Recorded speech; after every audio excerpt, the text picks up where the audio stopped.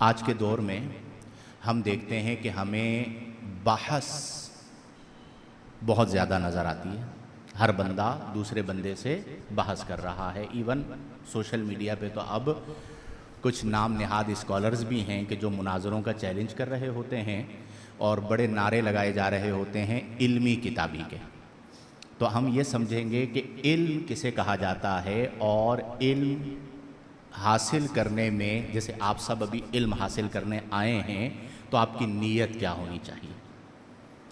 قرآن کریم فرقان حمید میں اللہ کریم نے کئی مقامات پر فضیلت علم کو بیان فرمایا. ایک مقام پر فرمایا کہ انما یخشی اللہ من عبادہ العلماء، کہ بے شک محض اللہ کے جو بندے ہیں، سب بندے ہیں اللہ کے، ان بندوں میں سے جو اللہ سے ڈرنے والے ہیں، فرمایا العلماء، وہ علم والے ہیں. اس کا مطلب کیا ہوا کہ اللہ خود فرما رہا ہے کہ جو علم والا ہے اس کے دل میں میری خشیت ہونی چاہیے، میرا خوف ہونا چاہیے. گویا کہ ہم یوں کہہ سکتے ہیں کہ علم کے جو مقاصد ہیں، ان مقاصد میں ایک بڑا مقصد خوف خدا ہے، اللہ کی خشیت ہے.